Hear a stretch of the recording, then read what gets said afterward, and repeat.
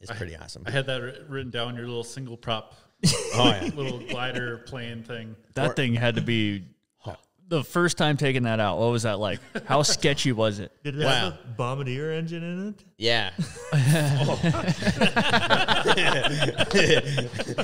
Oh, you have no idea. Like the first time I took that thing out, Lance, my buddy Eflin, he was over, and I had just cleaned the carburetors on it, and I had never taken a class or anything, and I was like. And I had bought it, and Chad Leon had bought one too from the same guy. He's like, "Hey, dude, like I found these powered parachutes. We need to buy them." And I'm like, "Okay." Like I've always wanted to fly, but I'm afraid of heights. So I'm like, "All right." You're afraid of heights. Yeah, like it is. So then he buys them. He brings them back. They've been sitting. I don't know the whole story. It's pretty funny, but like, so I get mine running, and Lance comes over, and he's like, "What are you going to do with this thing?" And I'm like, "Well, I've been watching YouTube videos." And he's like, "What do you mean? Like how to fly it?" I was like, "No, I just been watching what not to do." And he's like, "Okay." So then that day, it was windy, like yesterday windy, like not good. And I never had seen anything where there was like a maximum wind you're supposed to fly at. And so we're like, at my house was north of Thief. And then Mike Schley, he's a guy that worked at Arctic Cat for a while. Now he works at Argo, but we were out there messing around with it in the field, and I was just driving around like a buggy thing. And then he stops by, and he's like, "What are you doing? You going to fly that thing or what?" And like making fun of me. And I'm like, "I think it's too windy." And then like I tried to call Corey Loeffler. I'm like, and I left him a message. I'm like, "Hey, I'm just thinking about flying this thing. I know you have one. Is it too windy today? Like, let me know." And Let me know pretty soon. I'm like, as I'm suiting up, and so we get, and Lance and Mike are like making fun of me. They're like, you're scared, this and that. I'm like, I ain't scared. Like, I'll fly this thing. Like, I'll follow this guy right now. I'm like, oh, I don't realize what I was getting myself into. So then so we leave my house and go north, and there's no power lines. That's the biggest thing I wanted. There's no power lines around. And there's a road, and there's these big ditches on both sides.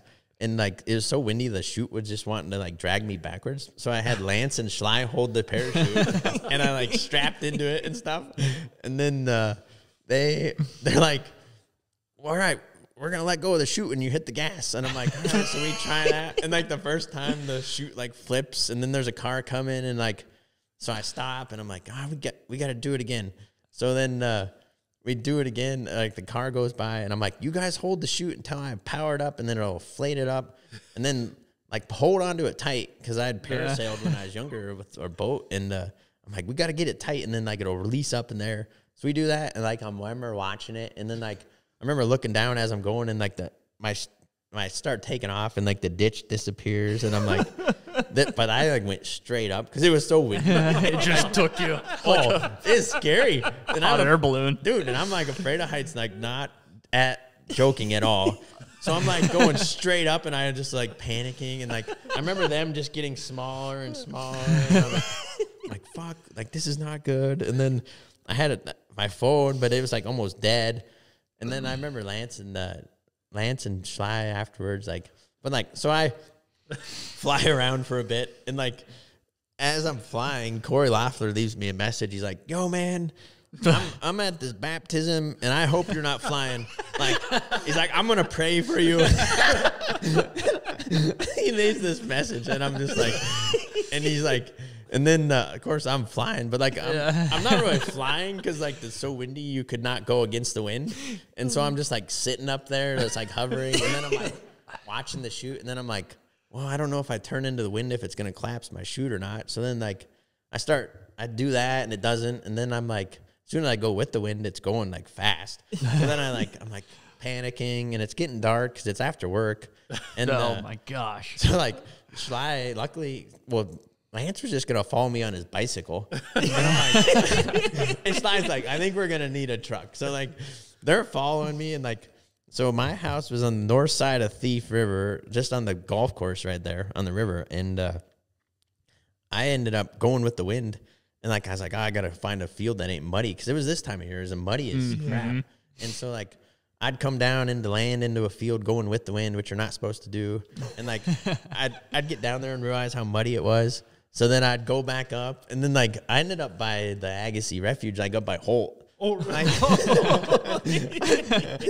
and like, I remember landing, and I finally, when I decided to land, I'm like, I just like hopped, and I didn't know you're supposed to flare the chute, like to glide or like to kind of hover right before the ground and all this stuff. And like, I remember just landing, and like the chute flew in front of me and landed in front of me, and I like rolled over it, and I was just like, holy smokes. Like, what just happened? And like, they came running over to me, and they like, Lance was like, oh my God, I thought you were dead. Like, he's like, I'm so glad you're okay. Yeah, Like, that would be my thought. Yeah, I'm like, well, fuck, what do we do now? Because like, we had this buggy, and then slides. So then he went and got like his truck, and we took it back. And like, I honestly had a adrenaline rush for like 2 days. Like, it was so much fun. Like, I wrecked it a couple of times into neighbor's fence and like all kinds of crazy stuff. And like, it was fun. I took it out to Colorado, and I decided, I'm like, oh, I'm going to fly this thing around and look for elk and stuff.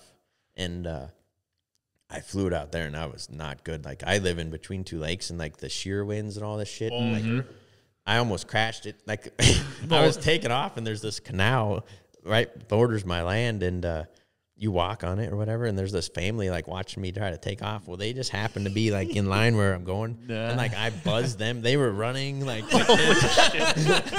was so funny because I was like, I'd never flown it again. I'm like, damn, this is weird.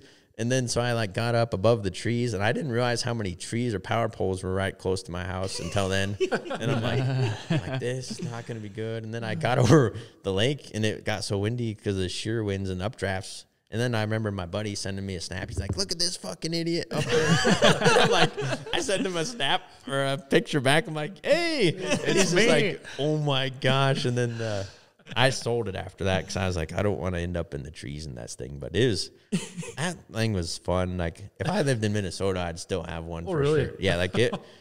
Down here, the air's so good. Yeah. And like, there's nothing. I mean, there's just farm fields and stuff where if you're smart about it, you would never probably have a problem. But in the mountains is not a good idea. Brody fucked the